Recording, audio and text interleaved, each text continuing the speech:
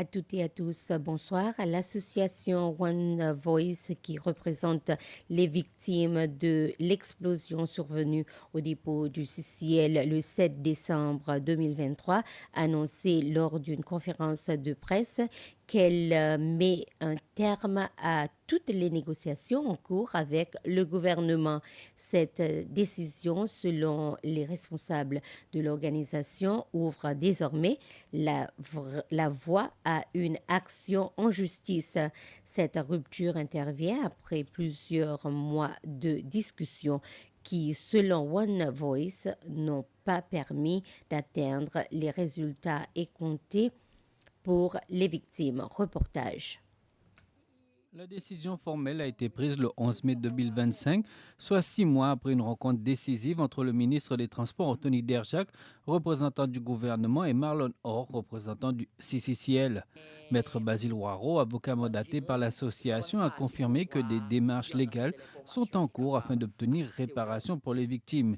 Il a toutefois précisé que la porte reste ouverte à d'éventuelles futures négociations si des conditions favorables sont réunies. One Voice réaffirme son engagement envers les victimes, soulignant que cette nouvelle étape vise à garantir justice et reconnaissance des préjudices subis depuis la tragédie. Cependant, la semaine dernière, le ministre des Transports, Anthony Derjac, avait lui indiqué que les négociations étaient toujours en cours et que l'association avait demandé plus d'informations. Il avait notamment expliqué qu'un nouveau procédé de fragmentation du granit sera testé à Pralin et en cas de satisfaction, cette technique sera utilisée à Mahé. L'Assemblée nationale des Seychelles a adopté une motion condamnant fermement l'augmentation des cas d'abus envers les enfants dans le pays. La motion a été présentée par Gérard Bijoux, membre proportionnel du parti LDS. Les débats ont commencé hier après-midi et se sont poursuivis aujourd'hui. Lors du vote final, les 30 membres présents ont voté en faveur de la motion.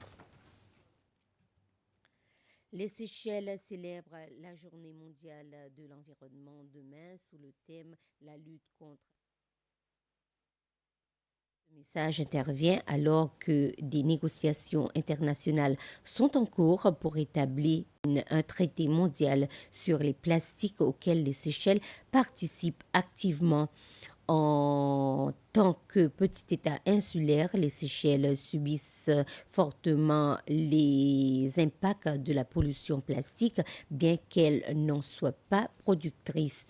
Dans son message à cette occasion, le ministre de l'Agriculture, du Changement climatique et de l'Environnement, Flavien Joubert, a déclaré que nous devons agir avec courage et détermination pour éliminer les plastiques inutiles de notre quotidien, un combat essentiel pour la santé de nos océans, la survie de notre biodiversité et l'avenir des générations futures, a signalé le ministre Joubert.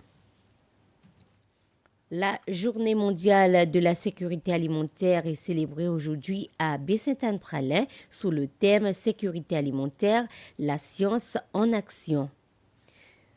Une occasion pour les autorités de la santé publique de mettre en lumière le rôle fondamental de la science dans la protection de la santé des consommateurs.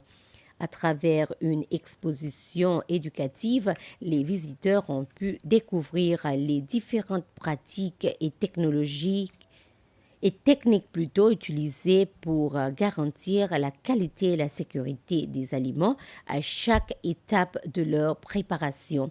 Parmi les messages clés véhiculés, l'importance de bien emballer les aliments pour maintenir leur fraîcheur, d'adopter des règles d'hygiène rigoureuses lors de la manipulation des denrées, mais aussi de réaliser les tests réguliers.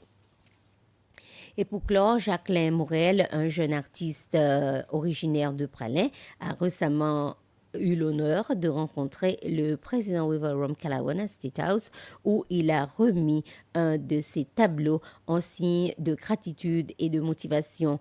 Malgré sa condition médicale, l'épilepsie, qui limite sa capacité à travailler, Jacques Lay continue sa passion pour l'art abstrait qu'il pratique avec le stylo habile.